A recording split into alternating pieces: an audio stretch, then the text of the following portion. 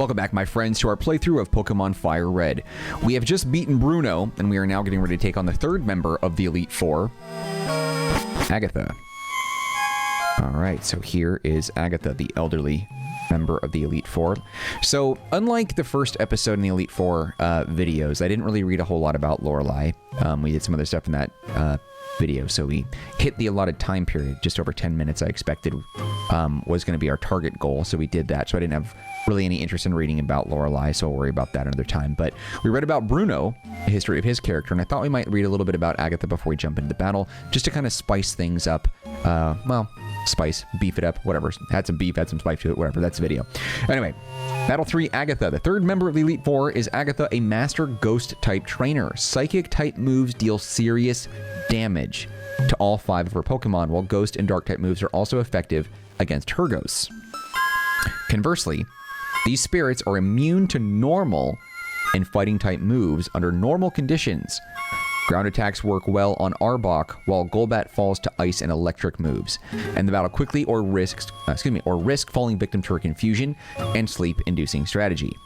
So she has some ghost Pokemon, but just like Bruno, they throw it for a curveball. I think the goal here is to not have one Pokemon do a clean sweep against them all, and that you need to make sure that you are prepared for the core theme of Pokemon they have, but then the curveballs as well. So much like how Bruno is a fighting type trainer, he also had 2 Onix, which are not fighting types at all. They're rock and ground. So without spoiling it, Agatha does have 3 ghost type Pokemon. Well, I guess we did spoil it because I just read it. 3 ghost and then Arbok and Golbat, respectively. So let's go ahead and take a look and see what we're dealing with here. Alakazam is going to be right out front. You know, do I want to do that? That might make it far too easy. Moltres hasn't gotten any love yet, and I don't know if flying really matters here. Let me read this again. No, I think we're good. Ground, ice, electric. So we have... Yeah, we should be alright. You know what? Let's go ahead and switch out for RAICHU for then. I think that'll be alright. Yeah, we should be okay. Just to mix it up. I expect RAICHU might fall, and if that is the case, then we'll go to Alakazam. But the goal, like I said, is to kind of build a little bit more suspense. I am Agatha of the Elite Four. I hear Oak's taken a lot of interest in you, child. That old Duff was once tough and handsome, but that was decades ago. I would say he's pretty much a silver daddy still, in my humble hetero opinion. He's a shadow of his former self. Now he just wants to fiddle with his Pokédex. Euphemism? He's wrong. Pokemon are for battling. Mark, I'll show you how real trainer battles. I botched that up real bad. Damn it, I was getting real good into, like, the, you know, the sinister nature of her elderly voice and her walking stick. Elite Four Agatha would like to battle. Agatha sent out Gengar. Okay, so the first of her 3 ghost-type Pokemon. She's pulling out all the stops, though. Okay, so we're going to go ahead and just hit it with a Thunderbolt. We got to strike fast and swift and get the battle over with before we get screwed up by paralysis or sleep. Okay, we'll hit it with another attack. His speed just went up. Well, I guess evasiveness, which still counts as speed, right? So if that's the case, the Thunderbolt might not hit, and it still does. We're just too fast. And that'll put Gengar down for good. Okay. Almost to the next level. Golbat. Okay, let's go ahead and switch it up. You know what? No, he's a flying type, actually. We are going to keep RAICHU out. Sorry. The combo. Okay. Poison and flying. So he'll be able to take some significant additional damage from that. So I'm going to go ahead and use Thundershock. His level might allow it to survive the hit. In which case we'll do 2. Nope. That was more than plenty. RAICHU took out Golbat with a Thundershock in 1 hit. And also went to level 56 with the 1,978 experience points. Okay. Of course, about to use Arbok. I am going to switch with this. My goal going forward is to make sure that we have Arcanine in every single battle due to the held Amulet Coin. We're going to win this battle, I have no doubts, but with the Amulet Coin in hand, we'll double the prize money, which is very, very useful. Okay, Arbok is out here. Do we have a Fire Blast hand, or did I use one already? I don't remember. We did use one, didn't we, against Jinx, so we're down 1 Fire Blast. I'm going to go ahead and use Flamethrower on this one. Arbok has a level advantage over us, and fire doesn't really do much against his type, I don't think. Screech. Doesn't really do anything in terms of damage, so it's alright. Defense is down, that's fine. Arcanine will attack with a flamethrower again. Considering the first one did more than 50% damage, Arbok will go down. And Arcanine will collect the experience, and that'll give us the double prize money once we beat out Agatha. Okay, we're going to switch out as well. I don't want to run the risk of using Kabutops just yet, but we're going to go ahead and throw out MOLTRES. Okay, also has a flamethrower that should be powerful, but this Gengar is stronger than the last one by 4 levels. I believe the first one was 54, and this one is level 58. Do the math. Sludge Bomb, that'll poison, probably. There it is. Okay, Moltres can still retaliate. We'll take damage from poison after we hit with a flamethrower, and Gengar will undoubtedly survive this. Take the damage. Got a berry, huh? Okay, so it's going to abuse a berry as well. Citrus Berry. It looks like their top tier Pokemon on their teams all carried a Citrus Berry. Sludge Bomb again. We'll survive that. We'll be in the yellow. We can't get poisoned again, so we'll be fine. And then retaliate with a flamethrower once more. I think he'll be in the red as well. That Citrus Berry kind of kept him. Oh, no, wrong. Gengar is down. Moltres did the job. Thank you, Moltres, for picking up the slack. Haunter. Okay, we're going to go ahead and bring Raichu back out.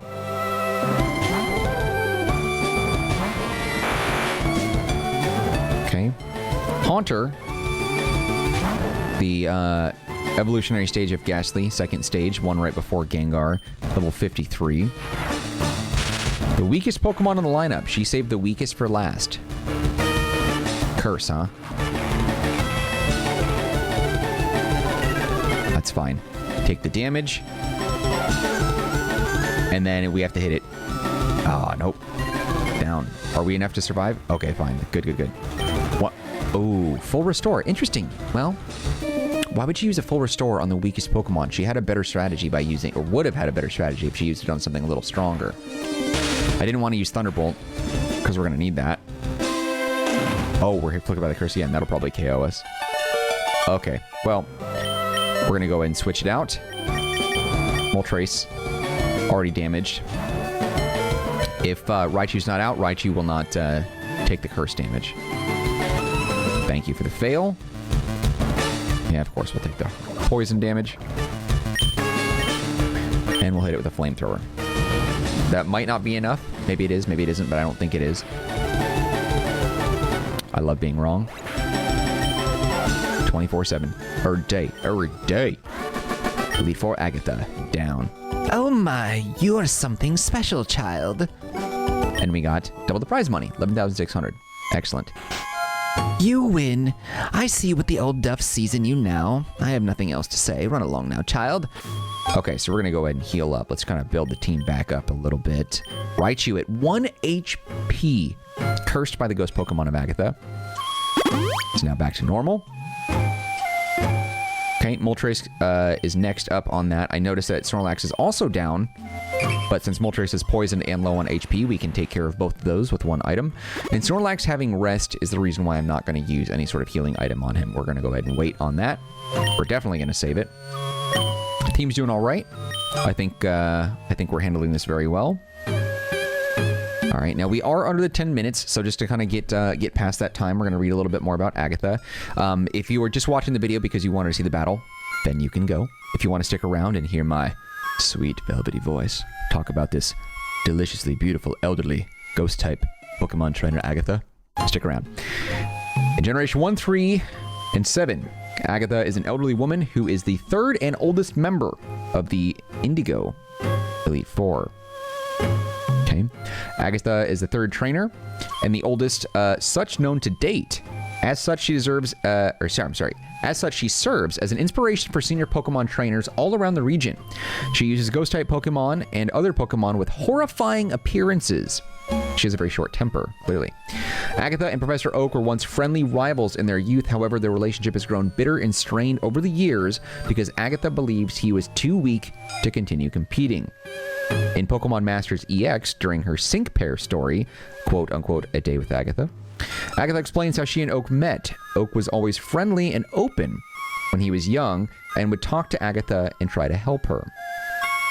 Though he was only trying to be nice, it still annoyed Agatha because she wanted to be left alone. Agatha would battle Oak to try and get him to go away, but he was always better than her, and so she would battle him again and again. Eventually, the time they spent together began to mean a lot to Agatha.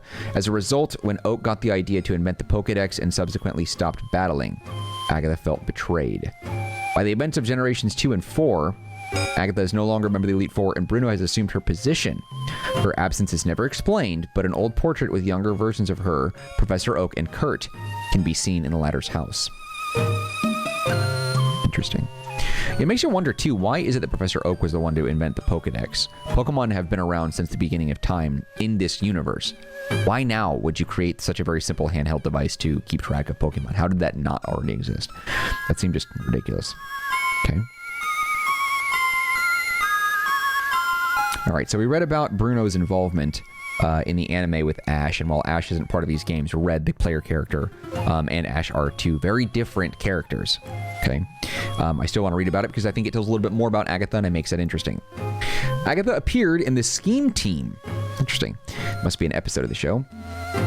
Ash met her while traveling through Viridian City during his journey home to Pallet Town. Scott formally introduced her to Ash, I'm not sure if Scott is, and Agatha explained that she was acting as the temporary gym leader for the Viridian Gym until the true new gym leader would arrive. She uses ghost Pokemon for the gym. Ash then challenged Agatha to a gym battle, hoping to demonstrate his strength to Scott. Despite being in the top 8 of the recent Evergrande conference and putting up a good fight against Agatha, Ash lost to her Gengar. Despite that, both Agatha and Scott were impressed by Ash's technique, and Agatha revealed to Ash that she is a member of the Elite Four. She and Scott both recommended Ash to challenge the Battle Frontier and the Frontier Brains. I don't watch really the anime with Ash that much, so this is sort of lost upon me. Hopefully you know a little more about that. Team Rocket soon arrived, hoping to kidnap Pikachu, but Ash worked together with Agatha and her Golbat to send the trio blasting off again. She then wished Ash the best for his upcoming Battle Frontier challenge and said that she would be rooting for him. In battle, Agatha is confident and always looking forward to challenge a strong trainer. In her match against Ash, she bade her time to observe Pikachu's movements before having her Gengar attack. Over time, she has developed an array of strategies to counter an opponent, such as when she used her Golbat Supersonic to reflect Cacnea's Pin Missile, other than confusing it. Fascinating. Well, there you go. That's it, my friends. That was the third battle of the Elite Four, taking out Agatha and her Ghost-type Pokemon, along with Arbok and Golbat, respectively. If you enjoyed the video, hit the like button.